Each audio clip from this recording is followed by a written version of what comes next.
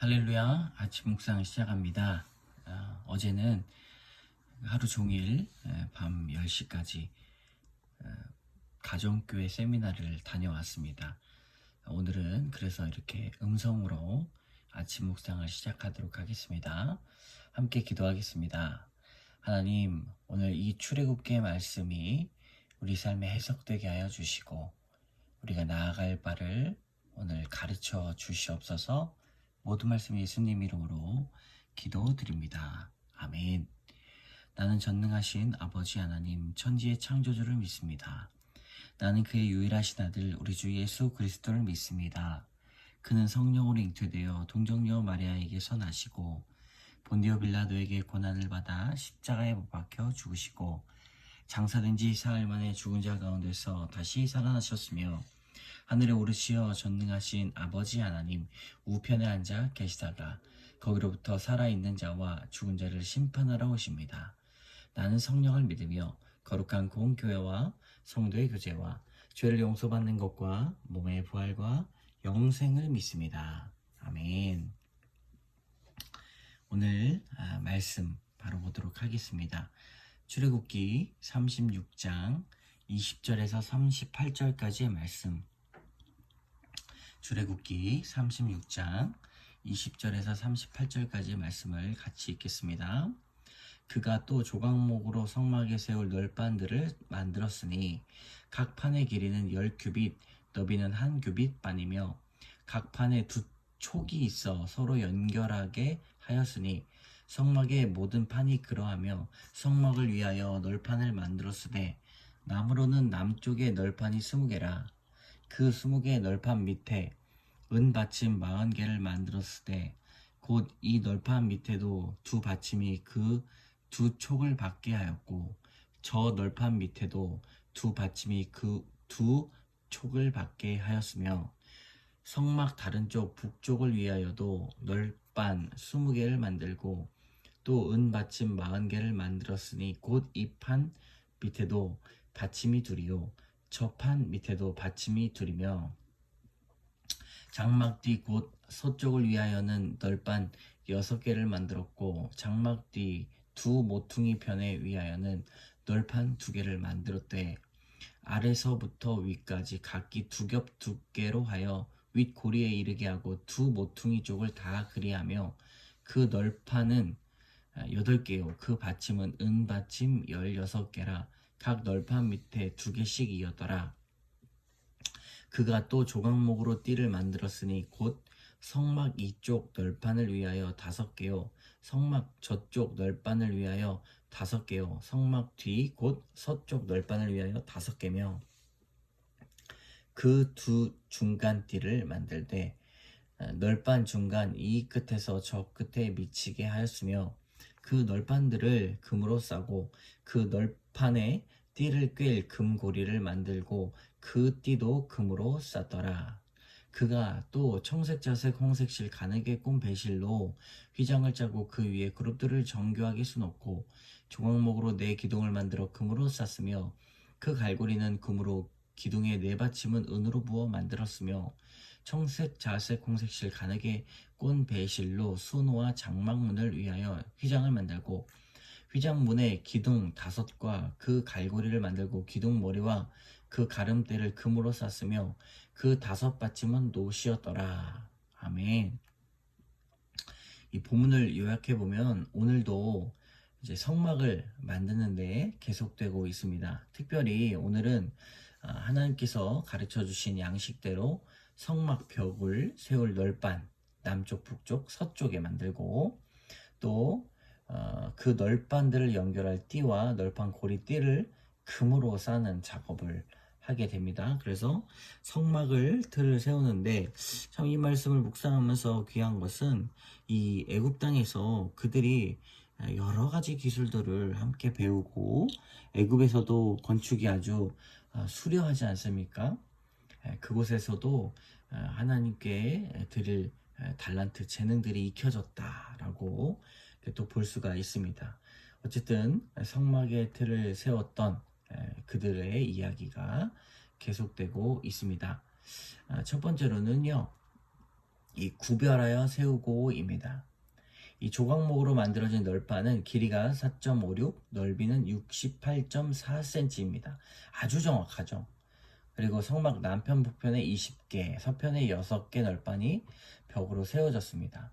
그 널판을 고정하고자 널판마다 은받침 2개, 이 성경에 이렇게 다 하나하나 다 써 있고, 또 서쪽 벽면에 양쪽 모서에 널판 하나씩 보태져서 기둥 역할을 했습니다.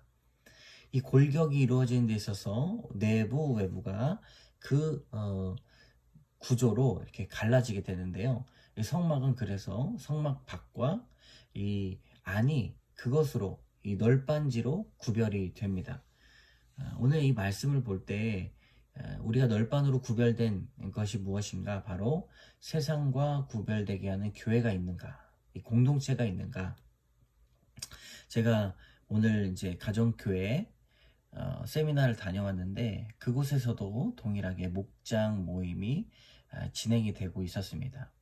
그러니까 세상에서 벗하면서 살아가고 있지만 목장 모임으로 모이는 이유는 이거 교회라는 것이죠. 교회는 건물이 아니라 사람입니다. 그리스도를 주로 시인한 공동체입니다. 세 부부가 네 부부인데 참여는 이제 세 부부가 했습니다.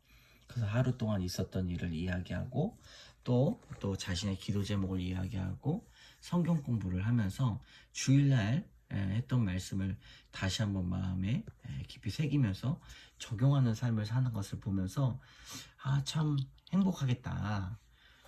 이 세상의 행복은 성공 아닙니까?